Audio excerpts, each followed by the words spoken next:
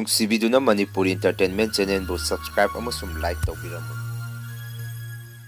Channel ꯑꯁꯤꯒꯤ ꯃꯥꯏꯀꯩꯗꯒꯤ ꯃꯌꯥꯝꯕꯨ ꯇꯔꯥꯝꯅ ꯑꯣꯛꯆꯔꯤ꯫ ꯉꯁꯤꯁꯨ ꯃꯥꯏꯕ ꯈꯦꯂꯦꯟ 15 ꯁꯨꯕ ꯇꯥꯡꯀ ꯃꯌꯥꯝꯗ ꯈꯨꯗꯣꯟ ꯇꯝꯖꯒꯦ꯫ ꯋꯥꯔꯤ ꯑꯁꯤꯕꯨ ꯂꯥꯟꯊꯣꯛꯆꯈꯤꯕ ꯃꯇꯝꯗ ꯁꯣꯏꯈꯤ ꯂꯥꯟꯈꯤꯕ ꯌꯥꯎꯔꯕꯁꯨ ꯃꯌꯥꯝꯗ ꯉꯥꯛꯄꯤꯅꯕ ꯍꯥꯏꯖꯔꯤ꯫ ꯐꯔꯦ ꯑꯗꯨꯗꯤ ꯃꯌꯥꯝ ꯋꯥꯔꯤ ꯑꯁꯤ ꯍꯧꯅꯕ ꯇꯧꯖꯔꯒꯦ꯫ ꯃꯃꯥꯡꯒꯤ ꯋꯥꯔꯤ ꯇꯥꯡꯀꯛꯇ ꯁꯦꯂꯨꯡ ꯃꯥꯏꯕꯅ ꯐꯠꯇ꯭ꯔꯕ ꯊꯋꯥꯏ ꯃꯤꯔꯦꯜ ꯑꯗꯨꯕꯨ ꯂꯩ ꯑꯗꯨꯒꯤ ꯃꯅꯨꯡꯗ ꯐꯥꯖꯟꯗꯨꯅ ꯄꯨꯈꯤꯅꯕ ꯍꯣꯠꯅꯔꯛꯄꯗ ꯂꯨꯋꯥꯡ ꯃꯥꯏꯕꯅ ꯁꯦꯂꯨꯡ ꯃꯥꯏꯕꯕꯨ ꯈꯥꯝꯃꯝꯃꯤ꯫ ꯊꯋꯥꯏ ꯃꯤꯔꯦꯜ ꯑꯗꯨ ꯃꯐꯝ ꯑꯁꯤꯗꯒꯤ ꯄꯨꯈꯤꯕ ꯌꯥꯔꯣꯏ꯫ ꯃꯈꯣꯏ ꯄꯨꯟꯅ ꯃꯊꯧ ꯃꯉꯝ ꯄꯥꯡꯊꯣꯛꯁꯦ ꯍꯥꯏꯔꯝꯃꯤ꯫ ꯇꯧꯕꯇꯕꯨ ꯁꯦꯂꯨꯡ ꯃꯥꯏꯕꯅꯗꯤ ꯂꯨꯋꯥꯡ ꯃꯥꯏꯕꯒꯤ ꯋꯥꯐꯝ ꯑꯗꯨ ꯀꯔꯤꯁꯨ ꯊꯧꯁꯥꯕꯤꯔꯝꯗꯦ꯫ ꯑꯗꯨꯝꯅ ꯃꯕꯥꯅꯤ ꯑꯋꯥꯏ ꯑꯈꯨꯝ ꯇꯧꯅꯔꯤꯉꯩ ꯆꯟꯗ꯭ꯔꯁ꯭ꯌꯥꯝꯁꯨ ꯃꯈꯣꯏ ꯑꯅꯤꯒꯤ ꯃꯅꯥꯛꯇ ꯆꯪꯁꯤꯜꯂꯛꯇꯨꯅ ꯁꯨꯝꯅ ꯍꯥꯏꯔꯛꯈꯤ꯫ ꯏꯇꯥꯎ ꯁꯦꯂꯨꯡ ꯑꯩꯅ ꯏꯇꯥꯎꯗ ꯇꯧꯕꯤꯃꯟ ꯎꯠꯄ ꯑꯣꯏꯅ ꯍꯥꯏꯅꯈꯤꯕꯒꯤ ꯃꯇꯨꯡ ꯏꯟꯅ ꯌꯥꯝꯂꯕ ꯁꯅꯥ ꯂꯤꯛ ꯀꯣꯟ ꯃꯌꯥꯝ ꯑꯃ ꯏꯇꯥꯎꯅ ꯄꯨꯈꯤꯅꯕ ꯄꯨꯝꯅꯃꯛ ꯁꯦꯝ ꯁꯥꯕ ꯂꯣꯏꯔꯕꯅꯤ꯫ ꯑꯗꯨꯒ ꯀꯔꯤꯒꯤꯅꯣ ꯏꯇꯥꯎꯅ ꯃꯃꯜ ꯌꯥꯝꯈ꯭ꯔꯕ ꯁꯅꯥ ꯂꯤꯛꯀꯣꯟꯁꯤꯡ ꯑꯁꯤꯕꯨ ꯄꯨꯗꯅ ꯍꯟꯈꯤꯅꯕ ꯇꯧꯔꯤꯕꯗꯨꯕꯨ? ꯑꯩꯗꯤ ꯉꯥꯡꯊꯣꯛꯈꯤꯕ ꯋꯥ ꯉꯥꯛꯅ ꯆꯠꯄ ꯃꯤꯁꯛ ꯑꯃꯅꯤ꯫ ꯑꯩꯅ ꯁꯤꯜ ꯂꯥꯡꯉꯤꯕꯁꯤꯡ ꯑꯁꯤ ꯏꯇꯥꯎ ꯁꯦꯂꯨꯡꯅ ꯄꯨꯗꯅ ꯍꯟꯈꯤꯕ ꯌꯥꯔꯣꯏ ꯍꯥꯏꯔꯝꯃꯤ꯫ ꯆꯟꯗ꯭ꯔꯁ꯭ꯌꯥꯝꯒꯤ ꯋꯥꯐꯝ ꯑꯗꯨꯗ ꯁꯦꯂꯨꯡ ꯃꯥꯏꯕꯅ ꯁꯨꯝꯅ ꯄꯥꯎꯈꯨꯝ ꯄꯤꯔꯛꯈꯤ꯫ ꯌꯥꯔꯅꯤ ꯑꯩ ꯂꯧꯗ꯭ꯔꯕꯁꯨ ꯑꯩꯉꯣꯟꯗ ꯄꯤꯒꯗꯕ ꯁꯅꯥ ꯂꯤꯛꯀꯣꯟꯁꯤꯡ ꯑꯗꯨ ꯂꯥꯏꯔꯕ ꯁꯥꯒꯩꯁꯤꯡꯗ ꯌꯦꯟꯊꯣꯛꯄꯤꯌꯨ꯫ ꯉꯁꯤꯒꯤꯗꯤ ꯑꯩ ꯆꯠꯈ꯭ꯔꯒꯦ, ꯃꯇꯥꯡ ꯆꯥꯕꯗ ꯑꯃꯨꯛ ꯊꯦꯡꯅꯁꯤ ꯍꯥꯏꯔꯝꯗꯨꯅ ꯁꯦꯂꯨꯡ ꯃꯥꯏꯕ ꯃꯥꯒꯤ ꯁꯒꯣꯜ ꯑꯗꯨ ꯊꯧꯈꯤꯒꯦ ꯇꯧꯔꯝꯃꯤ꯫ ꯑꯗꯨꯕꯨ ꯍꯟꯗꯛꯀꯁꯨ ꯂꯨꯋꯥꯡ ꯃꯥꯏꯕꯅ ꯁꯦꯂꯨꯡ ꯃꯥꯏꯕꯕꯨ ꯈꯥꯝꯃꯝꯃꯤ꯫ ꯉꯥꯏꯈꯣ, ꯅꯪ ꯄꯣꯠꯁꯛ ꯑꯗꯨ ꯄꯨꯗꯨꯅ ꯆꯠꯈꯤꯕ ꯌꯥꯔꯣꯏ꯫ ꯁꯦꯂꯨꯡ ꯃꯥꯏꯕ, ꯅꯪꯅ ꯈꯪꯗꯕ ꯈꯔꯁꯨ ꯂꯩꯔꯦ꯫ ꯅꯪꯅ ꯍꯧꯖꯤꯛ ꯃꯐꯝ ꯑꯁꯤꯗꯒꯤ ꯄꯨꯒꯦ ꯅꯤꯡꯂꯤꯕ, ꯅꯪꯅ ꯃꯃꯜ ꯂꯩꯕ ꯄꯣꯠꯁꯛꯅꯤ ꯈꯟꯖꯔꯤꯕꯗꯨ ꯃꯗꯨ ꯑꯔꯥꯟꯕ ꯑꯣꯏꯒꯅꯤ꯫ ꯃꯗꯨꯒꯤ ꯐꯠꯇꯕ ꯊꯋꯥꯏ ꯃꯤꯔꯦꯜ ꯑꯗꯨ ꯇꯥꯏꯕꯪ ꯃꯤꯑꯣꯏꯕ ꯀꯅꯥꯅꯁꯨ ꯃꯥꯕꯨ ꯂꯥꯛꯁꯟꯕ ꯉꯝꯂꯣꯏ꯫ ꯅꯪꯅ ꯉꯁꯤ ꯂꯥꯛꯁꯟꯕ ꯉꯝꯖꯔꯦ ꯈꯟꯖꯔꯤꯕꯗꯨꯁꯨ ꯀꯣꯟꯅ ꯄꯣꯠꯁꯛ ꯑꯗꯨꯅ ꯑꯃꯨꯛ ꯅꯪꯉꯣꯟꯗ ꯑꯣꯟꯈꯠꯂꯛꯄ ꯃꯇꯝꯗꯗꯤ ꯅꯪꯒꯤ ꯃꯇꯦꯡ ꯃꯤꯑꯣꯏ ꯀꯅꯥꯁꯨ ꯂꯩꯔꯣꯏ, ꯅꯪꯒꯤ ꯊꯋꯥꯏ ꯃꯥꯡꯕ ꯅꯠꯇꯅ꯫ ꯑꯗꯨꯅ ꯑꯩꯅ ꯍꯥꯏꯔꯤꯕꯁꯤꯅꯤ, ꯃꯇꯝ ꯂꯩꯔꯤꯉꯩ ꯄꯣꯠꯁꯛ ꯑꯗꯨ ꯊꯨꯅ ꯑꯩꯈꯣꯏ ꯄꯨꯟꯅ ꯂꯣꯏꯁꯤꯟꯅꯕ ꯇꯧꯁꯤ ꯍꯥꯏꯔꯝꯃꯤ꯫ ꯂꯨꯋꯥꯡ ꯃꯥꯏꯕꯒꯤ ꯋꯥꯐꯝ ꯑꯗꯨꯗ ꯆꯟꯗ꯭ꯔꯁ꯭ꯌꯥꯝꯅ ꯑꯃꯨꯛ ꯁꯨꯝꯅ ꯈꯨꯝꯃꯛꯈꯤ꯫ ꯀꯔꯤꯅꯣ ꯏꯄꯨ ꯂꯨꯋꯥꯡꯅ ꯑꯩꯈꯣꯏꯅ ꯇꯧꯕ ꯊꯕꯛ ꯊꯧꯔꯝ ꯑꯁꯤꯗ ꯑꯁꯨꯛ ꯌꯥꯝꯅ ꯌꯦꯡꯁꯤꯟꯕꯤꯔꯤꯕꯁꯤꯕꯨ? ꯏꯇꯥꯎ ꯁꯦꯂꯨꯡ, ꯅꯪ ꯁꯥꯎꯒꯅꯨ꯫ ꯅꯪꯒꯤ ꯑꯩꯅ ꯇꯝꯈ꯭ꯔꯕ ꯁꯅꯥ ꯂꯨꯄꯥꯁꯤꯡ ꯑꯁꯤ ꯅꯪ ꯄꯨꯈ꯭ꯔꯣ ꯍꯥꯏꯔꯝꯃꯤ꯫ ꯆꯟꯗ꯭ꯔꯁ꯭ꯌꯥꯝꯒꯤ ꯋꯥꯐꯝ ꯑꯗꯨꯗ ꯍꯟꯗꯛꯇꯤ ꯂꯨꯋꯥꯡ ꯃꯥꯏꯕꯁꯨ ꯁꯥꯎꯒꯠꯂꯛꯈꯤ꯫ ꯑꯗꯨꯒ ꯁꯨꯝꯅ ꯍꯥꯏꯔꯝꯃꯤ꯫ ꯍꯦ ꯑꯄꯪꯕ, ꯍꯧꯖꯤꯛꯇꯤ ꯃꯥꯅ ꯅꯪꯒꯤ ꯀꯔꯤꯁꯨ ꯂꯩꯇ꯭ꯔꯕ ꯁꯅꯥ ꯂꯨꯄꯥꯁꯤꯡ ꯑꯗꯨ ꯃꯥꯅ ꯄꯥꯝꯂꯔꯣꯏ꯫ ꯃꯐꯝ ꯑꯁꯤꯗꯒꯤ ꯃꯥꯒꯤ ꯑꯄꯥꯝꯕ ꯄꯣꯠꯁꯛ ꯑꯃ ꯃꯥꯅ ꯐꯪꯈ꯭ꯔꯕꯅꯤ꯫ ꯅꯈꯣꯏ ꯃꯌꯥꯝꯅꯗꯤ ꯁꯦꯂꯨꯡ ꯃꯥꯏꯕꯅ ꯃꯐꯝ ꯑꯁꯤꯗ ꯂꯥꯛꯏꯕꯁꯤ ꯅꯈꯣꯏꯒꯤ ꯃꯇꯦꯡ ꯄꯥꯡꯕ ꯂꯥꯛꯏꯕꯣꯏ ꯅꯤꯡꯉꯝꯒꯅꯤ꯫ ꯃꯗꯨ ꯑꯔꯥꯟꯕꯅꯤ꯫ ꯃꯥꯅ ꯃꯐꯝ ꯑꯁꯤꯗ ꯂꯥꯛꯏꯕꯁꯤꯗꯤ ꯑꯩꯈꯣꯏ ꯄꯨꯝꯅꯃꯛ ꯑꯋꯥꯕ ꯇꯥꯅꯕ, ꯃꯐꯝ ꯑꯁꯤꯗ ꯂꯩꯔꯝꯕ ꯊꯋꯥꯏ ꯃꯤꯔꯦꯜ ꯑꯗꯨ ꯃꯥꯒꯤ ꯈꯨꯕꯥꯝꯅꯨꯡꯗ ꯊꯝꯗꯨꯅ ꯑꯩꯈꯣꯏꯗ ꯂꯥꯟꯗꯥꯔꯛꯅꯕ ꯃꯐꯝ ꯑꯁꯤꯗ ꯃꯥꯅ ꯂꯥꯛꯄꯅꯤ꯫ ꯅꯪꯁꯨ ꯊꯤꯡꯉꯨ, ꯃꯐꯝ ꯑꯁꯤꯗꯒꯤ ꯃꯥꯅ ꯄꯨꯈ꯭ꯔꯤꯕ ꯊꯋꯥꯏ ꯃꯤꯔꯦꯜ ꯑꯁꯤ ꯍꯧꯖꯤꯛ ꯈꯨꯗꯛꯇ ꯃꯐꯝ ꯑꯁꯤꯗ ꯂꯣꯏꯁꯤꯟꯁꯤ ꯍꯥꯏꯌꯨ ꯍꯥꯏꯗꯅ ꯂꯨꯋꯥꯡ ꯃꯥꯏꯕꯅ ꯆꯟꯗ꯭ꯔꯁ꯭ꯌꯥꯝꯗ ꯌꯥꯝꯅ ꯁꯥꯎꯅ ꯍꯥꯏꯔꯝꯃꯤ꯫ ꯇꯧꯕꯇꯕꯨ ꯆꯟꯗ꯭ꯔꯁ꯭ꯌꯥꯝꯗꯤ ꯑꯉꯛꯄ ꯃꯤꯗꯥ ꯑꯃꯅꯤ꯫ ꯂꯨꯋꯥꯡ ꯃꯥꯏꯕꯅ ꯉꯁꯥꯏꯗꯒꯤ ꯃꯉꯣꯟꯗ ꯉꯥꯡꯁꯛꯏꯕꯁꯤꯡ ꯑꯗꯨ ꯃꯥꯗꯤ ꯃꯁꯥꯗ ꯀꯔꯤꯁꯨ ꯈꯜꯂꯝꯈꯤꯗꯦ꯫ ꯃꯗꯨꯒꯤ ꯃꯍꯨꯠ ꯑꯁꯨꯝꯅ ꯑꯗꯨꯝ ꯈꯨꯝꯃꯛꯈꯤ꯫ ꯀꯔꯤꯁꯨ ꯂꯩꯇ꯭ꯔꯕ ꯃꯥꯏꯕ ꯅꯪ ꯑꯃꯅ ꯑꯩꯉꯣꯟꯗ ꯁꯤ ꯇꯧ ꯍꯥꯏꯗꯅ ꯇꯥꯛꯀꯗꯕ ꯅꯠꯇꯦ꯫ ꯑꯩꯒꯤ ꯏꯇꯧ ꯃꯥꯏꯕ ꯁꯦꯂꯨꯡꯅ ꯃꯐꯝ ꯑꯁꯤꯗꯒꯤ ꯃꯥꯒꯤ ꯑꯄꯥꯝꯕ ꯄꯨꯅꯤꯡꯕ ꯃꯈꯩ ꯄꯨꯖꯈꯤꯁꯅꯨ, ꯃꯗꯨ ꯄꯨꯝꯕ ꯑꯩꯅ ꯌꯥꯔꯤ꯫ ꯏꯄꯨ ꯂꯨꯋꯥꯡꯒꯤ ꯋꯥꯐꯝꯁꯤ ꯏꯇꯥꯎ ꯁꯦꯂꯨꯡ ꯃꯥꯏꯕꯗ ꯀꯜꯂꯛꯄ ꯃꯥꯜꯂꯤ, ꯅꯠꯇ꯭ꯔꯅꯤ ꯏꯇꯥꯎ ꯁꯦꯂꯨꯡ ꯍꯥꯏꯗꯅ ꯌꯥꯝꯅ ꯎꯁꯤꯠꯇꯅ ꯋꯥ ꯉꯥꯡꯊꯣꯔꯛꯈꯤ꯫ ꯁꯦꯂꯨꯡ ꯃꯥꯏꯕꯁꯨ ꯀꯔꯤꯁꯨ ꯈꯨꯝꯗꯦ꯫ ꯑꯩ ꯆꯠꯂꯦ ꯍꯥꯏꯔꯝꯗꯨꯅ ꯃꯥꯒꯤ ꯁꯒꯣꯜ ꯑꯗꯨ ꯀꯟꯅ ꯌꯥꯡꯅ ꯊꯧꯗꯨꯅ ꯃꯐꯝ ꯑꯗꯨ ꯊꯥꯗꯣꯛꯑꯒ ꯆꯠꯈꯤ꯫ ꯂꯨꯋꯥꯡ ꯃꯥꯏꯕꯁꯨ ꯃꯇꯧ ꯀꯌꯥꯗꯨꯗ ꯌꯥꯝꯅ ꯅꯨꯡꯉꯥꯏꯇꯅ ꯃꯥꯏꯀꯩ ꯑꯗꯣꯝꯗ ꯌꯦꯡꯗꯨꯅ ꯂꯩꯍꯧꯈꯤ꯫ ꯆꯟꯗ꯭ꯔꯁ꯭ꯌꯥꯝꯁꯨ ꯂꯨꯋꯥꯡ ꯃꯥꯏꯕꯗ ꯌꯥꯝꯅ ꯎꯁꯤꯠꯇꯅ ꯃꯨꯟꯅ ꯌꯦꯡꯉꯝꯗꯨꯅ ꯆꯪꯈꯤ꯫ ꯃꯇꯝ ꯑꯗꯨꯗ ꯄꯨꯔꯦꯟꯁꯨ ꯃꯄꯥꯟꯗ ꯊꯣꯔꯛꯇꯨꯅ ꯂꯨꯋꯥꯡ ꯃꯥꯏꯕꯕꯨ ꯀꯧꯔꯝꯃꯤ꯫ ꯏꯄꯨ ꯂꯨꯋꯥꯡ, ꯉꯁꯥꯏꯗꯒꯤ ꯃꯄꯥꯟꯗ ꯂꯩꯕꯗꯨ ꯅꯨꯡꯉꯥꯏꯇꯦ, ꯃꯅꯨꯡꯗ ꯆꯪꯕꯤꯔꯛꯑꯣ ꯀꯧꯁꯜꯂꯝꯃꯤ꯫ ꯂꯨꯋꯥꯡ ꯃꯥꯏꯕꯁꯨ ꯄꯨꯔꯦꯟꯗ ꯌꯥꯝꯅ ꯅꯨꯡꯉꯥꯏꯇꯕ ꯃꯤꯠꯌꯦꯡ ꯑꯃ ꯌꯦꯡꯉꯝꯗꯨꯅ ꯋꯥꯂꯥꯡ ꯃꯆꯦꯠ ꯑꯃꯠꯇ ꯉꯥꯡꯉꯝꯗꯅ ꯃꯥꯒꯤ ꯁꯒꯣꯜ ꯑꯗꯨꯒ ꯀꯟꯅ ꯌꯥꯡꯅ ꯊꯧꯈꯤ꯫ ꯂꯨꯋꯥꯡ ꯃꯥꯏꯕꯒꯤ ꯃꯇꯧ ꯑꯗꯨꯗ ꯄꯨꯔꯦꯟꯁꯨ ꯃꯁꯥꯗ ꯀꯔꯤꯒꯨꯝꯕ ꯈꯔ ꯐꯥꯎꯔꯝꯃꯤ꯫ ꯀꯔꯤ ꯇꯧꯕ ꯌꯥꯎꯔꯕꯖꯥꯠꯅꯣ ꯏꯄꯨ ꯂꯨꯋꯥꯡꯁꯤꯕꯨ? ꯑꯩꯉꯣꯟꯗ ꯅꯨꯡꯉꯥꯏꯇꯕ ꯃꯤꯠꯌꯦꯡ ꯑꯃ ꯌꯦꯡꯉꯝꯗꯨꯅ ꯋꯥꯂꯥꯡꯁꯨ ꯑꯃꯠꯇ ꯉꯥꯡꯉꯝꯗꯅ ꯍꯥꯊꯨ ꯍꯥꯊꯨ ꯆꯠꯈ꯭ꯔꯤꯕꯁꯤꯕꯨ? ꯐꯔꯦ, ꯀꯣꯟꯅ ꯑꯃꯨꯛ ꯊꯦꯡꯅꯕ ꯍꯥꯏꯗꯨꯅꯤ꯫ ꯑꯁꯨꯝꯅ ꯄꯨꯔꯦꯟꯁꯨ ꯃꯁꯥꯗ ꯅꯨꯡꯉꯥꯏꯖꯗꯕ ꯃꯇꯧ ꯑꯃꯗ ꯌꯨꯝ ꯃꯅꯨꯡ ꯑꯗꯨꯗ ꯑꯃꯨꯛ ꯆꯪꯉꯛꯈꯤ꯫ ꯃꯉꯥꯜꯂꯩꯕꯤꯁꯨ ꯂꯩꯈꯤꯗ꯭ꯔꯕ ꯃꯥꯒꯤ ꯃꯀꯨꯕꯣꯛꯀꯤ ꯐꯣꯇꯣ ꯑꯗꯨ ꯌꯦꯡꯗꯨꯅ ꯀꯞꯄꯝꯃꯤ꯫ ꯑꯁꯨꯝꯅ ꯅꯨꯃꯤꯠꯇꯨꯃꯗꯤ ꯍꯧꯈ꯭ꯔꯦ꯫ ꯃꯇꯝ ꯈꯔ ꯂꯩꯔꯒꯗꯤ ꯄꯨꯔꯦꯟ ꯑꯃꯗꯤ ꯃꯉꯥꯜꯂꯩꯕꯤ ꯃꯕꯥꯅꯤ ꯄꯨꯟꯅ ꯃꯈꯣꯏ ꯌꯨꯝꯒꯤ ꯍꯩꯀꯣꯜ ꯂꯩꯀꯣꯜꯁꯤꯡ ꯑꯗꯨꯗ ꯍꯩ ꯂꯩꯁꯤꯡ ꯑꯗꯨ ꯏꯁꯤꯡ ꯆꯥꯏꯗꯨꯅ ꯂꯩꯔꯝꯃꯤ꯫ ꯍꯧꯖꯤꯛꯇꯤ ꯃꯕꯥꯅꯤꯁꯨ ꯌꯥꯝꯅ ꯅꯨꯡꯁꯤ ꯆꯥꯟꯅꯅ ꯂꯩꯃꯤꯟꯅꯔꯝꯃꯤ꯫ ꯇꯧꯕꯇꯕꯨ ꯃꯉꯥꯜꯂꯩꯕꯤꯗꯤ ꯂꯨꯍꯣꯡꯕ ꯐꯅ ꯀꯨꯏꯔꯐꯥꯎ ꯃꯃꯤꯠꯇ ꯃꯆꯥ ꯑꯃꯠꯇ ꯎꯁꯤꯜꯂꯛꯇꯕꯗꯒꯤ Mathamoida khara sondarami. Magi mapuroiba purendasu asumna hairami. Dada ibanigisu isa amata yauzarabadi. Nungaigani ko hairami. Mangalibigi wafam aduda puren sumamaido nongkhalaktuna. Nophet tawraga magi nupi mangalibida yengami. Aduga sumna hairaki. Hoi nangna haibagum ibanigisu. Nungsiba isa amata phangjarabadi phagadabani. Khangdre iswar magi nongdam khonsi. Aduba isa yaudrabasu. Karisu kaide ibani asuk nungsinana hingminaribasidi. Tasengmadi yum asigi oinasu angangsu kharadi tangbani. Madunane yetomda ima babana pokpirami si hairami. Adumna mabani nungsiba wari kaya masaduna. Haikol laikon sing adugi marakta layringai. Ikang khangawdana mangalibigi makhutagi amubu siyak amana. Mangalibi na hekpa layama makhutagi taplaw na mulaga. Uthag amagi mathakta usik adu paikhatki. Aduga puren amadi mangalibi na muna yangami. Usik tugi matawaduda mangalibi sumasada pungak sarami. Puren su mangalibi da yengaga layrami. Mangalibi na su puren da. Dadak karina huzikitudi. Nang su uhaw na tro hangami. Puren amuk hoit uhawi. Karisu moida. Nang na hekpa layado mana pamnura pamali. Wahai sa haram duna puren su usik adu na tungiba. Awang ba utola du da yengkatu na muna yengami. Mangalibi su usik adu da yeng du na layrami. Ngaki matung dadi angakpani.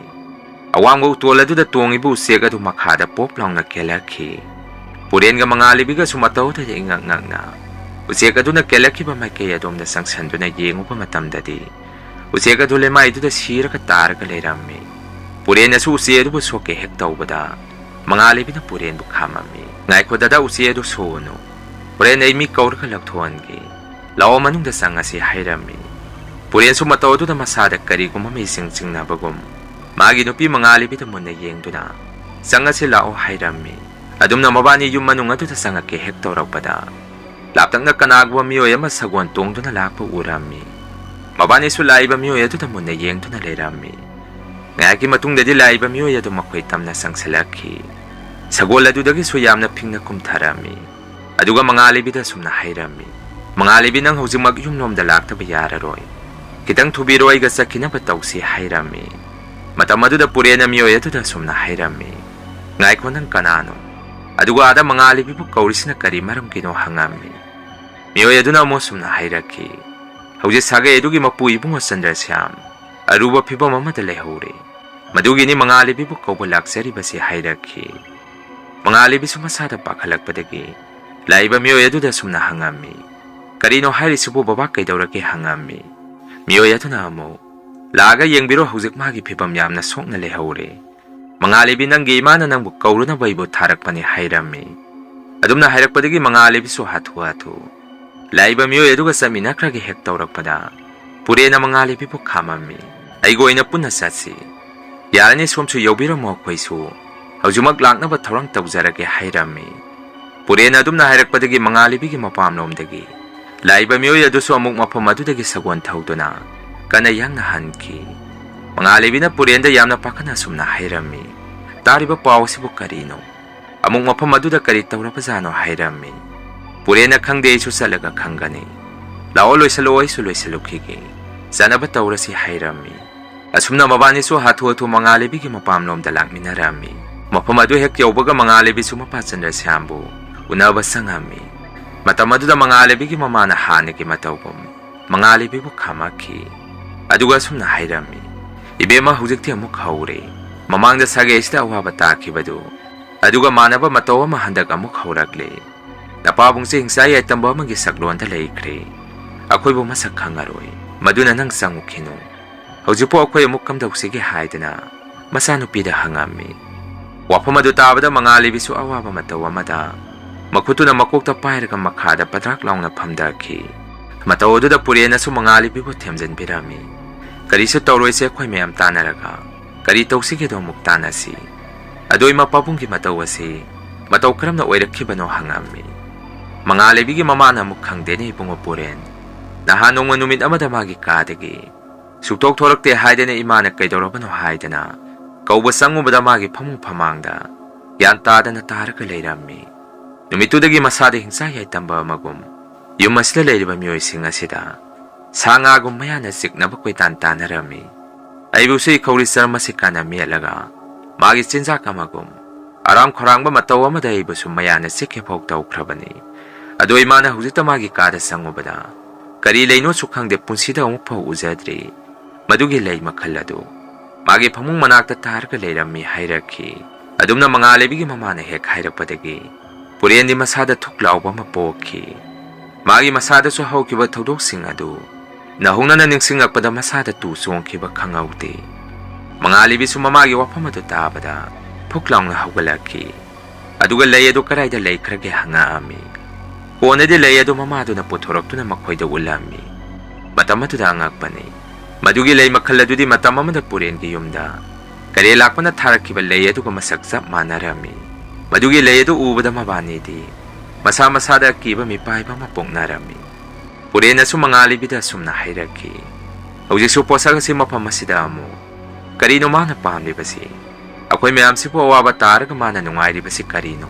ꯀꯔꯦ ꯂꯥꯛꯄ ꯅꯪꯒꯨꯝꯕ ꯃꯤꯁꯛ ꯑꯁꯤꯗꯤ ꯉꯁꯤꯒꯤ ꯃꯥꯂꯦꯝꯁꯤꯗ ꯈꯣꯡꯗꯥꯔꯛꯑꯝꯗꯕꯅ ꯍꯦꯟꯅ ꯐꯩ꯫ ꯑꯗꯨꯛ ꯃꯤꯅꯨꯡꯁꯤ ꯂꯩꯇꯕ ꯑꯩꯕꯨꯁꯨ ꯅꯪꯅ ꯂꯥꯛꯅꯕ ꯌꯥꯕ ꯂꯥꯛꯅꯈ꯭ꯔꯕꯅꯤ꯫ ꯉꯁꯤ ꯑꯩꯅ ꯅꯪꯉꯣꯟꯗ ꯁꯥꯞ ꯇꯧꯔꯤꯁꯤꯅꯤ꯫ ꯅꯪꯒꯨꯝꯕ ꯃꯤꯁꯤꯗꯤ ꯃꯄꯣꯛ ꯈꯨꯗꯤꯡꯗ ꯇꯥꯏꯕꯪ ꯃꯤꯑꯣꯏꯕ ꯑꯣꯏꯅ ꯄꯣꯛꯄ ꯉꯝꯗꯕ ꯑꯣꯏꯌꯨꯀꯣ ꯍꯥꯏꯗꯅ ꯄꯨꯔꯦꯟꯁꯨ ꯃꯁꯥꯗ ꯌꯥꯝꯅ ꯁꯥꯎꯒꯠꯂꯛꯈꯤ꯫ ꯄꯨꯔꯦꯟꯒꯤ ꯑꯁꯥꯎꯕ ꯃꯇꯧ ꯑꯗꯨꯗ ꯃꯉꯥꯜꯂꯩꯕꯤꯅꯁꯨ ꯇꯞꯅ ꯑꯁꯨꯝꯅ ꯍꯥꯏꯕꯤꯔꯝꯃꯤ꯫ ꯗꯗꯥ ꯑꯩ ꯋꯥꯐꯝ ꯑꯃꯇ ꯍꯥꯏꯖꯒꯦ꯫ ꯉꯁꯤ ꯌꯨꯝ ꯑꯁꯤꯗ ꯑꯋꯥꯕ ꯇꯥꯔꯤꯕ ꯈꯨꯗꯣꯡꯊꯤꯕ ꯑꯁꯤꯗꯤ ꯗꯥ ꯈꯦꯂꯦꯟꯅꯗꯤ ꯃꯥꯟꯗꯦ꯫ ꯃꯥꯗꯤ ꯑꯩꯅ ꯐꯖꯅ ꯍꯥꯏꯖꯈ꯭ꯔꯕꯅꯤ꯫ ꯑꯃꯨꯛ ꯍꯟꯅ ꯇꯧꯕꯤꯔꯅꯨ ꯑꯁꯤꯒꯨꯝꯕ ꯊꯕꯛ ꯊꯧꯔꯝ ꯑꯁꯤ ꯍꯥꯏꯗꯅ ꯇꯧꯔꯤꯕ ꯊꯕꯛ ꯊꯧꯔꯝ ꯑꯁꯤꯗꯤ ꯗꯥ ꯈꯦꯂꯦꯟꯅ ꯑꯣꯏꯔꯝꯒꯗꯕ ꯃꯥꯟꯗꯦ ꯍꯥꯏꯔꯝꯃꯤ꯫ ꯃꯉꯥꯜꯂꯩꯕꯤꯒꯤ ꯋꯥꯐꯝ ꯑꯗꯨꯗ ꯄꯨꯔꯦꯟꯗꯤ ꯃꯁꯥꯗ ꯑꯉꯛꯄ ꯃꯇꯧ ꯑꯃꯒ ꯂꯣꯏꯅꯅ ꯃꯉꯥꯜꯂꯩꯕꯤꯗ ꯃꯨꯟꯅ ꯌꯦꯡꯉꯛꯈꯤ꯫ ꯑꯗꯨꯒ ꯑꯁꯨꯝꯅ ꯍꯥꯏꯔꯛꯈꯤ꯫ ꯀꯅꯥꯅꯣ ꯈꯦꯂꯦꯟ ꯍꯥꯏꯗꯤ?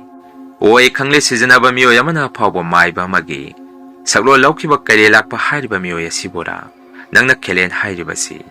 ꯑꯗꯨꯒ ꯅꯪꯅꯗꯤ ꯃꯉꯣꯟꯗ ꯀꯔꯥꯏ ꯐꯥꯎꯗꯤ ꯅꯣꯟꯖꯔꯝꯂꯕ?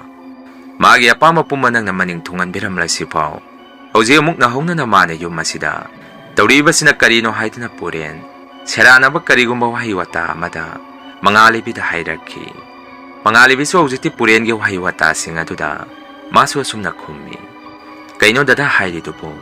ꯑꯩꯅ ꯃꯉꯣꯟꯗ ꯄꯦꯜꯍꯟꯈꯤꯕ ꯀꯔꯤꯁꯨ ꯂꯩꯈꯤꯗꯦ꯫ ꯃꯥꯒꯤ ꯃꯐꯝꯗ ꯍꯥꯏꯖꯔꯨꯕ ꯈꯛꯇꯅꯤ꯫ ꯃꯁꯤꯗ ꯗꯗꯥꯒꯤ ꯋꯥꯈꯜꯅ ꯁꯦꯔꯥꯟꯅꯕ ꯋꯥꯈꯜ ꯑꯃꯗ ꯆꯠꯈ꯭ꯔꯕ ꯃꯥꯜꯂꯤ꯫ ꯃꯁꯤꯗ ꯀꯌꯥꯃꯨꯛ ꯀꯥꯏꯔꯒꯦ ꯍꯥꯏꯔꯝꯃꯤ꯫ ꯄꯨꯔꯦꯟ ꯑꯃꯨꯛ ꯐꯔꯦ ꯃꯗꯨ ꯑꯣꯏꯔꯕꯗꯤ ꯑꯗꯨꯕꯨ ꯃꯁꯤꯒꯨꯝꯕ ꯊꯕꯛ ꯊꯧꯔꯝ ꯑꯁꯤꯗꯤ ꯉꯁꯤꯒꯤ ꯃꯥꯂꯦꯝꯁꯤꯗ ꯃꯥ ꯅꯠꯇꯅ ꯃꯤꯑꯣꯏ ꯀꯅꯥꯅꯁꯨ ꯈꯪ ꯍꯩꯕ ꯅꯠꯇꯦ꯫ ꯃꯁꯤꯗꯕꯨ ꯃꯥꯅ ꯅꯠꯇꯦ ꯍꯥꯏꯕ ꯌꯥꯔꯤꯕꯣ ꯍꯥꯏꯔꯝꯃꯤ꯫ ꯃꯉꯥꯜꯂꯩꯕꯤꯁꯨ ꯑꯗꯨꯝꯅ ꯄꯨꯔꯦꯟꯒ ꯑꯋꯥꯏ ꯑꯈꯨꯝ ꯁꯨꯝ ꯇꯧꯅꯔꯒ ꯂꯩꯔꯒꯗꯤ ꯋꯥꯔꯤꯁꯦ ꯁꯦꯔꯥꯟꯅꯕ ꯑꯃꯗ ꯆꯠꯈ꯭ꯔꯅꯤ ꯈꯟꯗꯨꯅ ꯇꯨꯃꯤꯟꯅ ꯃꯥꯁꯨ ꯀꯥꯗꯨꯗꯒꯤ ꯊꯣꯔꯛꯈꯤ꯫ ꯄꯨꯔꯦꯟꯁꯨ ꯌꯥꯝꯅ ꯁꯥꯎꯅ ꯀꯥꯗꯨꯗ ꯂꯩꯍꯧꯈꯤ꯫ ꯉꯥꯏꯍꯥꯛꯀꯤ ꯃꯇꯨꯡꯗꯗꯤ ꯃꯉꯥꯜꯂꯩꯕꯤꯁꯨ ꯋꯥꯈꯜ ꯑꯃ ꯂꯥꯛꯈꯤ꯫ ꯄꯨꯝꯅꯃꯛꯁꯤ ꯏꯄꯨ ꯂꯨꯋꯥꯡ ꯃꯥꯏꯕꯒ ꯇꯥꯟꯅꯔꯒꯦ꯫ ꯃꯗꯨ ꯅꯠꯇ꯭ꯔꯕꯗꯤ ꯄꯥꯝꯕꯩ ꯑꯃꯠꯇ ꯂꯩꯇ꯭ꯔꯦ ꯍꯥꯏꯗꯅ ꯃꯉꯥꯜꯂꯩꯕꯤꯁꯨ ꯂꯨꯋꯥꯡ ꯃꯥꯏꯕꯒꯤ ꯃꯅꯥꯛ ꯇꯝꯅ ꯂꯥꯛꯄ ꯍꯧꯔꯝꯃꯤ꯫ ꯄꯨꯔꯦꯟꯁꯨ ꯃꯉꯥꯜꯂꯩꯕꯤꯅ ꯆꯠꯈ꯭ꯔꯤꯕꯗꯨ ꯃꯥꯁꯨ ꯃꯨꯟꯅ ꯌꯦꯡꯉꯒ ꯂꯩꯍꯧꯈꯤ꯫ ꯑꯁꯨꯝꯅ ꯃꯉꯥꯜꯂꯩꯕꯤ ꯂꯨꯋꯥꯡ ꯃꯥꯏꯕꯒꯤ ꯃꯅꯥꯛꯇ ꯌꯧꯁꯤꯜꯂꯛꯑꯝꯃꯤ꯫ ꯂꯨꯋꯥꯡ ꯃꯥꯏꯕꯁꯨ ꯃꯉꯥꯜꯂꯩꯕꯤꯕꯨ ꯎꯕꯗ ꯍꯔꯥꯎ ꯍꯔꯥꯎ ꯀꯧꯁꯤꯜꯂꯝꯃꯤ꯫ ꯑꯗꯨꯒ ꯏꯕꯦꯝꯃ ꯃꯉꯥꯜꯂꯩꯕꯤ ꯏꯆꯥꯅ ꯂꯥꯛꯄꯁꯤꯗꯤ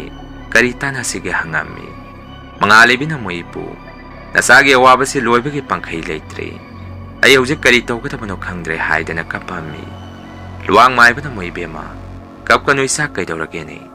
ꯍꯥꯏꯔꯛꯑꯣ ꯏꯆꯥꯒꯤ ꯑꯋꯥꯕꯗꯨ ꯏꯄꯨꯗ ꯇꯝꯃꯨ ꯍꯥꯏꯔꯝꯃꯤ꯫ ꯃꯗꯨꯗꯒꯤ ꯃꯉꯥꯜꯂꯩꯕꯤꯅ ꯂꯨꯋꯥꯡ ꯃꯥꯏꯕꯗ ꯋꯥꯐꯝ ꯑꯗꯨ ꯍꯧꯗꯣꯛꯑꯝꯃꯤ꯫ ꯏꯄꯨ ꯍꯧꯖꯤꯛꯇꯤ ꯑꯩꯒꯤ ꯏꯄꯥꯝꯂꯣꯝꯗ ꯑꯃꯨꯛ ꯑꯋꯥꯕ ꯇꯥꯔꯔꯦ꯫ ꯂꯣꯏꯈꯤꯕꯗ ꯉꯥꯏꯔꯤꯕ ꯑꯋꯥꯕ ꯑꯃꯃꯨꯛ ꯍꯧꯖꯤꯛꯇꯤ ꯃꯀꯣꯛꯇꯒꯤ ꯑꯃꯨꯛ ꯍꯧꯔꯛꯂꯤ꯫ ꯃꯃꯥꯡꯗ ꯑꯩꯒꯤ ꯌꯨꯝꯗ ꯑꯋꯥꯕ ꯇꯥꯈꯤꯕ ꯊꯧꯗꯣꯛ ꯑꯗꯨ ꯍꯧꯖꯤꯛ ꯑꯃꯨꯛ ꯑꯩꯒꯤ ꯏꯄꯥꯝꯂꯣꯝꯗ ꯑꯃꯨꯛ ꯁꯥꯐꯣꯡꯂꯛꯂꯤ꯫ ꯐꯠꯇ꯭ꯔꯕ ꯀꯤꯔꯕ ꯊꯋꯥꯏ ꯃꯤꯔꯦꯜ ꯑꯗꯨ ꯑꯩꯒꯤ ꯕꯕꯥꯗ ꯑꯃꯨꯛ ꯆꯪꯈ꯭ꯔꯦ꯫ ꯃꯗꯨꯒꯤꯅꯦ ꯏꯄꯨꯕꯨ ꯎꯅꯕ ꯂꯥꯛꯂꯤꯕꯁꯤ ꯍꯥꯏꯔꯝꯃꯤ꯫ ꯂꯨꯋꯥꯡ ꯃꯥꯏꯕꯁꯨ ꯃꯉꯥꯜꯂꯩꯕꯤꯒꯤ ꯋꯥꯐꯝ ꯑꯗꯨ ꯇꯥꯕꯗ ꯃꯁꯥꯗ ꯁ꯭ꯋꯥꯏ ꯂꯥꯎꯈꯤ꯫ ꯃꯥꯅ ꯈꯟꯈꯤꯕ ꯄꯨꯝꯅꯃꯛ ꯍꯧꯖꯤꯛꯇꯤ ꯆꯨꯝꯂꯦ ꯍꯥꯏꯗꯅ ꯃꯆꯤꯟꯗ ꯀꯔꯤꯒꯨꯝꯕ ꯈꯔ ꯁꯣꯟꯖꯔꯝꯃꯤ꯫ ꯃꯉꯥꯜꯂꯩꯕꯤꯅ ꯃꯣꯏ ꯏꯄꯨ ꯀꯩꯗꯧꯔꯒꯦ ꯍꯪꯉꯝꯃꯤ꯫ ꯂꯨꯋꯥꯡ ꯃꯥꯏꯕꯅ ꯑꯃꯨꯛ ꯁꯨꯝꯅ ꯈꯨꯝꯃꯤ꯫ ꯀꯔꯤꯁꯨ ꯇꯧꯗꯦ꯫ ꯌꯦꯡꯉꯨ ꯃꯤꯑꯣꯏꯕ ꯑꯩꯈꯣꯏꯒꯤ ꯃꯔꯛꯇ ꯇꯥꯛꯄꯗꯨꯁꯨ ꯂꯧꯗꯕ ꯃꯥꯅ ꯇꯧꯔꯤꯕ ꯈꯜꯂꯤꯕ ꯊꯕꯛ ꯊꯧꯔꯝ ꯑꯗꯨꯅ ꯆꯨꯝꯃꯤ ꯍꯥꯏꯗꯅ ꯃꯁꯥꯗ ꯅꯥꯄꯜ ꯑꯃꯒ ꯆꯠꯆꯕ ꯃꯤꯑꯣꯏ ꯀꯌꯥꯁꯤꯅ ꯏꯆꯝ ꯆꯝꯖꯕ ꯃꯤꯑꯣꯏ ꯈꯪ ꯍꯩꯕ ꯃꯤꯑꯣꯏ ꯀꯌꯥꯗ ꯑꯋꯥꯕ ꯀꯌꯥꯒꯤ ꯃꯇꯤꯛ ꯄꯤꯕꯒꯦ ꯍꯥꯏꯕꯁꯤ ꯃꯈꯣꯏꯅꯗꯤ ꯈꯪꯗꯦ꯫ ꯃꯈꯣꯏꯗꯤ ꯃꯁꯥ ꯃꯁꯥꯗ ꯍꯟꯖꯟ ꯍꯟꯖꯟ ꯈꯨꯊꯤꯕ ꯅꯪꯂꯕꯁꯨ ꯍꯟꯕ ꯀꯧꯕ ꯂꯩꯇꯦ꯫ ꯀꯣꯟꯅꯗꯤ ꯃꯈꯣꯏꯁꯤꯡ ꯑꯁꯤ ꯑꯋꯥꯐꯝꯗꯒꯤ ꯃꯤꯑꯣꯏ ꯀꯅꯥꯅꯁꯨ ꯆꯤꯡꯈꯠꯅꯤꯡꯗꯦ꯫ ꯃꯈꯣꯏꯒꯤ ꯃꯇꯦꯡꯁꯨ ꯇꯧꯅꯤꯡꯗꯦ꯫ ꯇꯥꯛꯄꯗ ꯂꯧꯗꯕ ꯃꯈꯣꯏꯗꯤ ꯑꯋꯥꯐꯝꯗ ꯇꯥꯖꯁꯅꯨ ꯍꯥꯏꯗꯅ ꯃꯌꯥꯝꯁꯨ ꯂꯣꯏꯅ ꯈꯟꯅꯩ꯫ ꯃꯗꯨ ꯍꯧꯖꯤꯛꯇꯤ ꯑꯩꯒꯤ ꯏꯐꯝꯗꯁꯨ ꯊꯣꯛꯂꯔꯤ꯫ ꯅꯨꯃꯤꯠꯇꯨꯗ ꯑꯩꯅ ꯅꯪꯒꯤ ꯅꯄꯥꯕꯨꯡ ꯆꯟꯗ꯭ꯔꯁ꯭ꯌꯥꯝꯗꯗꯤ ꯐꯅ ꯀꯟꯅꯗꯤ ꯍꯥꯏꯖꯈꯤꯕꯅꯤ ꯃꯤꯑꯣꯏ ꯑꯗꯨ ꯈꯝꯃꯧ ꯍꯥꯏꯗꯅ ꯑꯗꯨꯕꯨ ꯅꯪꯒꯤ ꯅꯄꯥꯕꯨꯡꯅꯗꯤ ꯑꯩꯒꯤ ꯋꯥꯐꯝ ꯑꯗꯨ ꯀꯔꯤꯁꯨ ꯂꯩꯇꯕ ꯋꯥꯍꯩ ꯑꯃꯒꯨꯝ ꯂꯧꯈꯤ ꯑꯗꯨꯕꯨ ꯑꯩꯇꯅ ꯃꯥꯕꯨ ꯊꯤꯡꯕꯒꯤ ꯏꯇꯤꯛꯀꯤ ꯊꯧꯅꯥ ꯀꯥ ꯍꯦꯟꯅ ꯎꯠꯊꯣꯛꯄ ꯉꯝꯈꯤꯗꯦ ꯋꯥꯍꯩ ꯑꯁꯤ ꯂꯨꯋꯥꯡ ꯃꯥꯏꯕꯅ ꯍꯥꯏꯔꯛꯄꯗ ꯃꯉꯥꯂꯩꯕꯤꯗꯤ ꯃꯁꯥꯗ ꯂꯧꯁꯟꯐꯝ ꯑꯃ ꯈꯪꯉꯝꯈꯤꯗꯦ ꯃꯗꯨꯅ ꯂꯨꯋꯥꯡ ꯃꯥꯏꯕꯗ ꯑꯃꯨꯛ ꯏꯄꯨꯅ ꯍꯥꯏꯔꯤꯕ ꯋꯥꯍꯩꯁꯤꯡ ꯑꯗꯨꯕꯨ ꯀꯔꯤ ꯍꯥꯏꯔꯤꯕꯅꯣ ꯅꯆꯥꯗꯤ ꯂꯧꯁꯟꯐꯝ ꯈꯪꯗ꯭ꯔꯦ ꯅꯨꯃꯤꯠꯇꯨꯗ ꯏꯄꯨꯅ ꯊꯤꯡꯅꯕ ꯍꯣꯠꯅꯔꯤꯕꯗꯨꯅ ꯀꯅꯥꯕꯨꯅꯣ ꯑꯗꯨꯒ ꯃꯥꯕꯨ ꯏꯄꯨꯅ ꯊꯤꯡꯅꯕ ꯍꯣꯠꯅꯔꯤꯕꯁꯤꯅ ꯀꯔꯤꯒꯤꯅꯣ ꯍꯪꯉꯝꯃꯤ ꯂꯨꯋꯥꯡ ꯃꯥꯏꯕꯅ ꯑꯃꯨꯛ ꯁꯨꯝꯅ ꯃꯈꯥ ꯇꯥꯔꯛꯏ ꯑꯩ ꯍꯥꯏꯒꯦ ꯅꯪ ꯃꯨꯟꯅ ꯇꯥꯎ ꯍꯧꯖꯤꯛꯁꯨ ꯄꯨꯝꯅꯃꯛꯁꯤꯒꯤ ꯍꯧꯔꯛꯐꯝꯁꯤ ꯅꯪꯒꯤ ꯅꯄꯥꯕꯨꯡꯅ ꯑꯣꯏꯔꯤ ꯃꯁꯤ ꯄꯨꯝꯕ ꯃꯥꯅ ꯄꯪꯕ ꯑꯃꯗꯤ ꯃꯥꯒꯤ ꯅꯥꯄꯜ ꯑꯗꯨꯅꯅꯤ 이반이는 누미뚜다 유마두다 할락pa 마tam다. 낭기 나빠봉 수마파 마두다 레이람미. 과이데기 ngakliबदी नंगी नपाबुंग न फटखिद्रबा महिजादु लेवातिनवा हैख्रबा सेलुंग माइबा हाइदेना खंगनाबा मिसा अमा युम मदुदा पुरक्तुना लेराम्मी ऐछु मिसा अदु उबदा इसादा पुंगा खेंगाखि सेलुंग माइबा हाइदेना खंगनारिबा मियोय असि माइबा खोइगे कांगलुपतगे तांथोख्रबा मियोय अमनि माना मियोयबा खोइगे मरक्ता अवाबा तारकपा मतमदसु माइबा सिना मतेंग पांगबा यारोय हाइदेना लेबाक कयागी माइबा कया पुनसिनदुना माइबा सिगी मथक्ता अखोइना अथिंगबा थमख्रबनि मरमदी माइबा सिदे अमंबा संसार अमदगी मागी शक्ति महिजादु अदु लौदुना माना फत्तबा सांगें कयामा मियोइबा खोइगी मरक्ता लेपा लेतना चथरखि मसिदा नतना मा मसागी सागिगी अहलमन कयामरो ममसु माबु सागे एदुदगी तांथोरि हाइदना मागी अमंबा फत्तबा जादु मंत्र कयामा सिजिनादुना मियोइ कयामासु थवाइ लौख्रबनि लुरिबदी मागी हेक अपोपि ममादु फाउ मागी सांगें अदु तमदुना ममासु माना हातोखि माइबा कयासु मागी मथक्ता अकनबा महिजादु सिजिनादुना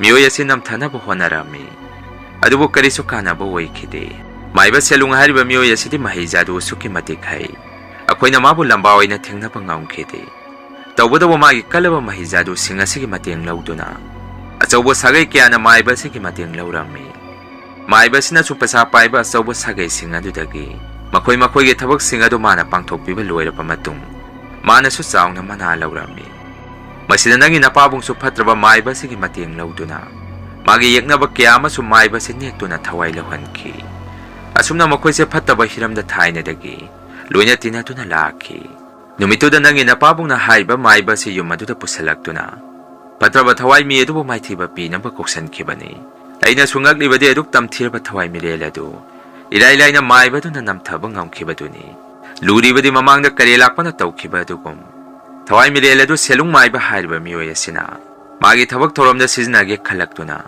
नुमितुदा मफम अदुदगी पुदुना चतखि अइनासु फनदि थिंगजखिबनि अदुबु नंगी नपाबुंग चंद्रश्यामना नुमितुदा अइंगोंदा अयेतपा सुकि मतिक पिरामि मदुगी तंजा लौदुना माइबदुना फत्रबा थवाइ मिरेलदु मफम अदुदगी पुदुना चतखि मतम अदुदा अइसु अदुम खंगले करिगुम खरदि अखोइ नोइगी मरक्ता अवाबा मुक तारनि हाइबसि हाइबगा तौबगा हौजिक्ति फत्रबा माइबदुना नखोइगी नपाबुंगदा ओंखलक्तुना मागी सांगेंग असि चाथरगले पुनमा आइना हाइखिबा माइबा सेलुंग हाइबा मियोय असिना थोलक्पा ngaktani हाइरमि लुवांग माइबना अदुमना हाइरकपदगी मंगालेबिसु मथमोइदा अवाबा पोलुमा हापमि अदुगा मसिनदगी असुमनासु हाइरकि बाबा नंगसु ओंथोंना वखन यावदेदको अइबो हौजे मुक करि तौ हाइबनो हाइरमि लुवांग माइबना सु मंगालेबिदे इबेमा हौजिक्ति अइसु नंगी मतेंगसे करमना पांगदबनो अइसु खंगद्रे हाइरमि मंगालेबिसु ngahak tumina leiraba matung asumna hairaki फरे इपु हौजिक्ति अइसु खंगले पुनमा वाखल यावद्रबा अइगी इपागी हाक्तक्तगी ngaktani हाइबसि अदु इपुनदि थवाइ मिरेलदु लोइसनबा ngamगदबा नत्रा मदु ओइरगदि इपुना अमुकसु वारसु वाना अइगी मतेंग अमुक्तगा पांगबिखो हौजिक्ति अइगिने हाइबदा कनासु लेइत्रे इपु रोइबना पाउ हौजिक्ति अइबु थाजदबा मिटेंग अमदा उबा हौरगले इपुना सुगी मतेंग अमुक्ता पांगबियो हाइजरामि लुवांग माइबना मोसुना मखा तारे खंगद्रे बे माइनासु हाइख्रेदुनि माइबदुगी मायुक्ता बुलेकपद्रा थवाइ मिरेलदुगा बो अमुक लांथेंगनगद्रा मसिदैना पांगबा ngangगदबा मतेंगसि इलै लेसिलक्त्रे हाइरमि फना अदुमना लुवांग माइबना हाइजरबसु मंगालेबिना हाइजमनबदगी लुवांग माइबसु उपाय लेमनदबदगी थबा अदु माना मतेंग पांगबा तारमि असुमना नुमितुदा मंगालेबि लुवांग माइबगा लोइनना मपामलोमदा अमुक हलखि माना युम अदुदा हेक यौरपगा मागी नुपा पुरेंदी मफम अदुदा लेरमखिदे लुवांग माइबसु सेलुंग माइबना युम अदुदा थवाइ मिरेलदु हापगा थारकपा लैयदु माना येंगम्मि मदु उबदा मागी वाखंदसु असुमना खलम्मि ꯊꯕꯛ ꯊꯧꯔꯝ ꯑꯁꯤ ꯀꯔꯦ ꯂꯥꯛꯄꯒ ꯑꯣꯟꯊꯣꯛꯅ ꯃꯥꯟꯅꯈ꯭ꯔꯦꯗ ꯃꯈꯣꯏꯒ ꯂꯝꯕꯥ ꯑꯣꯏꯅ ꯊꯦꯡꯅꯕꯁꯤ ꯑꯩꯁꯨ ꯊꯋꯥꯏ ꯃꯥꯡꯕ ꯌꯥꯅ ꯂꯩꯔꯤ ꯍꯥꯏꯔꯝꯃꯤ ꯉꯥꯏꯍꯥꯛꯀꯤ ꯃꯇꯨꯡꯗꯗꯤ ꯂꯨꯋꯥꯡ ꯃꯥꯏꯕꯅ ꯀꯔꯦ ꯂꯥꯛꯄꯅ ꯁꯤꯖꯤꯟꯅꯕ ꯊꯕꯛ ꯊꯧꯔꯝ ꯈꯔ ꯃꯥꯅ ꯃꯇꯧ ꯇꯝꯗꯨꯅ ꯂꯥꯏꯒꯤ ꯊꯧꯔꯝ ꯑꯗꯨ ꯄꯥꯡꯊꯣꯛꯄ ꯍꯧꯔꯝꯃꯤ ꯂꯩ ꯑꯗꯨꯁꯨ ꯃꯥꯒꯤ ꯃꯃꯥꯡꯗ ꯊꯅꯝꯃꯤ ꯑꯗꯨꯝꯅ ꯃꯥꯒꯤ ꯂꯥꯏꯒꯤ ꯊꯧꯔꯝ ꯑꯗꯨ ꯍꯦꯛ ꯍꯧꯔꯛꯄꯗꯒꯤ ꯆꯟꯗ꯭ꯔꯁꯥꯝꯒꯤ ꯃꯁꯥꯗꯨ ꯃꯃꯥꯡꯗ ꯄꯨꯔꯦꯟꯗ ꯇꯧꯔꯛꯈꯤꯕ ꯑꯗꯨꯒꯨꯝ ꯆꯞ ꯃꯥꯟꯅꯅ ꯑꯀꯤꯕ ꯃꯑꯣꯡ ꯃꯇꯧꯗ ꯃꯁꯥ ꯃꯎ ꯄꯦꯛ ꯄꯦꯛ ꯊꯦꯛꯄ ꯍꯧꯔꯛꯈꯤ ꯑꯗꯨꯒ ꯃꯁꯥꯗꯨ ꯂꯣꯡꯊꯣꯛꯑꯒ ꯀꯥꯗꯨꯒꯤ ꯑꯀꯣꯏꯕꯗ ꯀꯣꯏꯆꯦꯟ ꯆꯦꯟꯕ ꯍꯧꯔꯛꯂꯝꯃꯤ ꯀꯣꯟꯅꯗꯤ ꯂꯨꯋꯥꯡ ꯃꯥꯏꯕꯅ ꯃꯆꯤꯟꯗꯒꯤ ꯀꯔꯤꯒꯨꯝꯕ ꯂꯥꯏꯒꯤ ꯑꯣꯏꯕ ꯋꯥꯍꯩ ꯋꯥꯇꯥ ꯈꯔ ꯃꯨꯔꯨꯡ ꯃꯨꯔꯨꯡ ꯁꯣꯟꯕ ꯍꯧꯔꯛꯄꯗꯒꯤ ꯆꯟꯗ꯭ꯔꯁꯥꯝꯒꯤ ꯃꯁꯥ ꯃꯅꯨꯡꯗꯒꯤ ꯊꯋꯥꯏ ꯑꯗꯨ ꯄꯥꯏꯊꯣꯔꯛꯇꯨꯅ ꯂꯩ ꯑꯗꯨꯒꯤ ꯃꯅꯨꯡꯗ ꯇꯞꯅ ꯇꯞꯅ ꯆꯪꯁꯤꯟꯈꯤ ꯉꯥꯏꯍꯥꯛꯀꯤ ꯃꯇꯨꯡꯗꯗꯤ ꯂꯩ ꯑꯗꯨꯅ ꯃꯄꯨꯡ ꯐꯥꯅ ꯊꯋꯥꯏ ꯃꯤꯔꯦꯜ ꯑꯗꯨ ꯆꯤꯡꯁꯤꯟꯈꯤꯕꯗꯒꯤ ꯂꯩꯅꯥꯁꯤꯡ ꯑꯗꯨ ꯄꯠꯊ ꯀꯨꯏꯊꯕ ꯍꯧꯔꯛꯂꯝꯃꯤ ꯂꯨꯋꯥꯡ ꯃꯥꯏꯕꯁꯨ ꯃꯁꯥꯗ ꯄꯨꯡꯉꯛ ꯉꯛꯆꯔꯝꯃꯤ ꯃꯔꯝꯗꯤ ꯃꯥꯅꯁꯨ ꯊꯋꯥꯏ ꯃꯤꯔꯦꯜ ꯑꯗꯨ ꯂꯥꯛꯁꯤꯟꯕ ꯉꯝꯃꯝꯈꯤ ꯄꯨꯝꯅꯃꯛꯁꯦ ꯀꯔꯦ ꯂꯥꯛꯄꯒꯤ ꯊꯕꯛ ꯊꯧꯔꯝ ꯈꯔ ꯃꯥꯅ ꯁꯤꯖꯤꯟꯅꯔꯨꯕꯗꯒꯤꯅꯤ ꯑꯗꯨꯝꯅ ꯃꯥꯅ ꯊꯕꯛ ꯊꯧꯔꯝ ꯑꯗꯨ ꯃꯥꯏ ꯄꯥꯛꯅ ꯄꯥꯡꯊꯣꯛꯆꯕ ꯉꯝꯖꯕꯗꯨꯗ ꯂꯨꯋꯥꯡ ꯃꯥꯏꯕꯁꯨ ꯌꯥꯝꯅ ꯍꯔꯥꯎꯖꯔꯝꯃꯤ ꯑꯗꯨꯕꯨ ꯃꯥꯒꯤ ꯋꯥꯈꯜꯗꯗꯤ ꯈꯪꯉꯝꯃꯤ ꯀꯨꯏꯅꯗꯤ ꯊꯋꯥꯏ ꯃꯤꯔꯦꯜ ꯑꯁꯤ ꯂꯩ ꯑꯁꯤꯒꯤ ꯃꯅꯨꯡꯗ ꯐꯥꯖꯤꯟꯗꯨꯅ ꯊꯝꯕ ꯌꯥꯔꯣꯏ ꯍꯥꯏꯕꯁꯤ ꯃꯔꯝꯗꯤ ꯂꯩꯅꯥꯁꯤꯡ ꯑꯗꯨꯁꯨ ꯇꯞꯅ ꯇꯞꯅ ꯀꯦꯟꯕ ꯍꯧꯔꯛꯂꯝꯃꯤ ꯃꯇꯧ ꯑꯗꯨꯗ ꯃꯥꯁꯨ ꯂꯩ ꯑꯗꯨ ꯆꯦꯛꯁꯤꯟꯅ ꯃꯥꯒꯤ ꯕꯦꯒ ꯑꯃꯨꯕ ꯑꯃꯒꯤ ꯃꯅꯨꯡꯗ ꯍꯥꯞꯆꯤꯜꯂꯒ ꯀꯥ ꯑꯗꯨꯗꯒꯤ ꯊꯣꯔꯛꯈꯤ ꯃꯉꯥꯜꯂꯩꯕꯤꯅꯁꯨ ꯂꯨꯋꯥꯡ ꯃꯥꯏꯕꯕꯨ ꯌꯥꯝꯅ ꯊꯥꯒꯠꯄꯤꯔꯝꯃꯤ ꯑꯩꯅ ꯍꯥꯏꯗ꯭ꯔꯦ ꯏꯄꯨ ꯂꯨꯋꯥꯡꯅ ꯇꯧꯕ ꯉꯝꯃꯣꯏꯗꯕ ꯊꯕꯛ ꯊꯧꯔꯝ ꯑꯃꯠꯇ ꯂꯩꯇꯦ ꯏꯄꯨ ꯂꯨꯋꯥꯡꯁꯨ ꯑꯔꯥꯏꯕ ꯃꯤ ꯅꯠꯇꯦ ꯍꯥꯏꯗꯅ ꯍꯧꯖꯤꯛꯇꯤ ꯏꯄꯨꯁꯨ ꯃꯥꯏ ꯄꯥꯛꯂꯦ ꯑꯩꯁꯨ ꯌꯥꯝꯅ ꯍꯔꯥꯎꯔꯦ ꯏꯄꯨꯒꯤ ꯂꯃꯟꯗꯤ ꯄꯨꯟꯁꯤꯒꯤ ꯁꯤꯡꯕ ꯉꯝꯃꯔꯣꯏ ꯍꯥꯏꯔꯝꯃꯤ ꯂꯨꯋꯥꯡ ꯃꯥꯏꯕꯅ ꯑꯃꯨꯛ ꯁꯨꯝꯅ ꯃꯈꯥ ꯇꯥꯔꯛꯏ ꯐꯔꯦ ꯏꯕꯦꯝ ꯑꯩꯁꯨ ꯑꯊꯨꯕꯗ ꯆꯠꯈꯤꯅꯕ ꯇꯧꯔꯒꯦ ꯂꯩꯅꯥꯁꯤꯡ ꯑꯁꯤꯁꯨ ꯀꯦꯟꯕ ꯍꯧꯔꯛꯂꯦ ꯑꯊꯨꯕꯗ ꯑꯩ ꯊꯋꯥꯏ ꯃꯤꯔꯦꯜ ꯑꯁꯤ ꯄꯨꯗꯨꯅ ꯑꯊꯥꯞꯄ ꯆꯤꯡꯅꯨꯡ ꯑꯃꯗ ꯌꯧꯗꯕ ꯌꯥꯗꯦ ꯃꯐꯝ ꯑꯗꯨꯗ ꯂꯩꯕꯥꯛ ꯀꯌꯥꯒꯤ ꯃꯥꯏꯕ ꯀꯌꯥꯒꯤ ꯆꯥꯡꯌꯦꯡ ꯇꯝꯐꯝ ꯑꯩꯈꯣꯏ ꯃꯁꯦꯟꯒꯤ ꯄꯨꯟꯐꯝꯅꯤ ꯑꯩ ꯆꯠꯂꯒꯦ ꯃꯇꯝꯁꯦ ꯂꯩꯁꯤꯜꯂꯛꯇ꯭ꯔꯦ ꯃꯈꯣꯏꯒ ꯄꯨꯟꯅ ꯂꯥꯏꯒꯤ ꯊꯧꯔꯝ ꯑꯆꯧꯕ ꯑꯃ ꯄꯥꯡꯊꯣꯛꯑꯒ ꯊꯋꯥꯏ ꯃꯤꯔꯦꯜ ꯑꯁꯤ ꯃꯄꯨꯡ ꯐꯥꯅ ꯃꯤꯑꯣꯏꯕ ꯑꯩꯈꯣꯏꯒꯤ ꯃꯔꯛꯇꯒꯤ ꯃꯨꯠꯊꯠꯈ꯭ꯔꯒꯦ ꯍꯥꯏꯔꯝꯃꯤ ꯃꯉꯥꯜꯂꯩꯕꯤꯅ ꯑꯃꯨꯛ ꯏꯄꯨ ꯆꯦꯛꯁꯤꯟꯅ ꯆꯠꯄꯤꯌꯨ ꯃꯥꯏ ꯄꯥꯛꯅꯁꯨ ꯍꯟꯕꯤꯔꯛꯎꯀꯣ ꯍꯥꯏꯔꯝꯃꯤ ꯂꯨꯋꯥꯡ ꯃꯥꯏꯕꯅꯁꯨ ꯑꯃꯨꯛ ꯃꯉꯥꯜꯂꯩꯕꯤꯒꯤ ꯃꯀꯣꯛꯇ ꯅꯨꯡꯁꯤꯅ ꯅꯥꯟꯊꯕꯤꯔꯝꯃꯤ ꯏꯆꯥꯁꯤꯗꯤ ꯑꯩ ꯂꯩꯔꯤ ꯀꯔꯤꯁꯨ ꯋꯥꯒꯅꯨ ꯈꯨꯗꯣꯡꯊꯤꯕ ꯄꯨꯝꯕ ꯑꯩꯈꯣꯏ ꯄꯨꯟꯅ ꯃꯥꯌꯣꯛꯅꯒꯗꯕꯅꯤ ꯏꯆꯥꯒꯤꯗꯃꯛꯇ ꯑꯩ ꯂꯦꯞꯂꯤ ꯋꯥꯍꯩ ꯈꯔꯁꯤ ꯍꯥꯏꯔꯝꯗꯨꯅ ꯂꯨꯋꯥꯡ ꯃꯥꯏꯕ ꯊꯨꯅ ꯌꯥꯡꯅ ꯅꯨꯃꯤꯠ ꯇꯥꯁꯤꯜꯂꯛꯇ꯭ꯔꯤꯉꯩ ꯐꯠꯇ꯭ꯔꯕ ꯊꯋꯥꯏ ꯃꯤꯔꯦꯜ ꯑꯗꯨ ꯄꯨꯗꯨꯅ ꯈꯣꯡꯁꯥꯟꯕ ꯍꯧꯈꯤ ꯉꯥꯏꯍꯥꯛꯀꯤ ꯃꯇꯨꯡꯗꯗꯤ ꯆꯟꯗ꯭ꯔꯁ꯭ꯌꯥꯝꯁꯨ ꯃꯁꯥꯗ ꯒ꯭ꯌꯥꯟ ꯂꯥꯛꯈꯤ ꯃꯥꯅ ꯒ꯭ꯌꯥꯟ ꯍꯦꯛ ꯂꯥꯛꯄꯒ ꯃꯆꯥꯅꯨꯄꯤ ꯃꯉꯥꯜꯂꯩꯕꯤꯅꯁꯨ ꯊꯣꯛꯈꯤꯕ ꯊꯧꯗꯣꯛ ꯄꯨꯝꯕ ꯃꯥꯒ ꯂꯣꯏꯅ ꯇꯤꯟꯅꯕ ꯃꯥꯏꯕ ꯁꯦꯂꯨꯡꯅ ꯇꯧꯔꯛꯄ ꯉꯥꯛꯇꯅꯤ ꯍꯥꯏꯗꯅ ꯃꯄꯥꯗ ꯋꯥꯔꯤ ꯇꯝꯗꯨꯅ ꯈꯪꯍꯜꯂꯝꯃꯤ ꯇꯧꯕꯇꯕꯨ ꯆꯟꯗ꯭ꯔꯁ꯭ꯌꯥꯝꯗꯤ ꯃꯆꯥꯅꯨꯄꯤꯒꯤ ꯋꯥꯐꯝ ꯑꯗꯨ ꯃꯥꯗꯤ ꯊꯥꯖꯔꯝꯗꯦ ꯃꯥꯒꯤ ꯋꯥꯈꯜꯗꯗꯤ ꯀꯔꯦ ꯂꯥꯛꯄꯅ ꯇꯧꯔꯛꯄꯅꯤ ꯈꯜꯂꯝꯃꯤ ꯑꯁꯣꯝꯗꯅ ꯂꯨꯋꯥꯡ ꯃꯥꯏꯕꯁꯨ ꯃꯥꯒꯤ ꯈꯣꯡꯆꯠ ꯑꯗꯨ ꯅꯨꯃꯤꯠꯁꯨ ꯇꯞꯅ ꯇꯞꯅ ꯇꯥꯁꯤꯜꯂꯛꯈꯤ ꯆꯤꯡꯈꯣꯡ ꯆꯤꯡꯌꯥ ꯑꯗꯨꯗ ꯃꯇꯣꯝꯗ ꯁꯒꯣꯜ ꯑꯗꯨ ꯀꯟꯅ ꯌꯥꯡꯅ ꯂꯦꯞꯄ ꯂꯩꯇꯅ ꯊꯧꯔꯛꯈꯤ ꯃꯥꯒꯤ ꯕꯦꯒ ꯃꯅꯨꯡꯗ ꯌꯥꯎꯔꯤꯕ ꯊꯋꯥꯏ ꯃꯤꯔꯦꯜ ꯑꯗꯨꯁꯨ ꯂꯨꯋꯥꯡ ꯃꯥꯏꯕꯅꯁꯨ ꯊꯋꯥꯏ ꯑꯗꯨ ꯊꯣꯔꯛꯀꯗꯣꯔꯦ ꯍꯥꯏꯕ ꯃꯥ ꯃꯁꯥꯁꯨ ꯈꯪꯖꯔꯝꯃꯤ ꯃꯌꯥꯝ ꯋꯥꯔꯤ ꯑꯁꯤ ꯃꯇꯥꯡ ꯑꯁꯥꯏꯗ ꯂꯣꯏꯖꯔꯦ ꯃꯈꯥ ꯇꯥꯔꯛꯄ ꯋꯥꯔꯤꯗꯗꯤ ꯂꯨꯋꯥꯡ ꯃꯥꯏꯕꯁꯨ ꯊꯋꯥꯏ ꯃꯥꯡꯕ ꯌꯥꯅ ꯂꯩꯔꯤ ꯑꯗꯨꯒ ꯄꯨꯔꯦꯟ ꯑꯃꯗꯤ ꯃꯉꯥꯜꯂꯩꯕꯤꯒꯤ ꯃꯔꯛꯇꯁꯨ ꯊꯥꯖꯅꯗꯕ ꯀꯔꯤꯒꯨꯝꯕ ꯈꯔ ꯊꯣꯔꯛꯀꯗꯣꯔꯦ ꯉꯁꯤꯒꯤꯗꯤ ꯃꯌꯥꯝꯗꯒꯤ ꯀꯥꯏꯅꯅꯕ ꯕꯤꯗꯥꯏ ꯂꯧꯖꯔꯤ ꯍꯌꯦꯡ ꯑꯃꯨꯛ ꯃꯌꯥꯝ ꯄꯨꯟꯅ ꯊꯦꯡꯅꯔꯁꯤ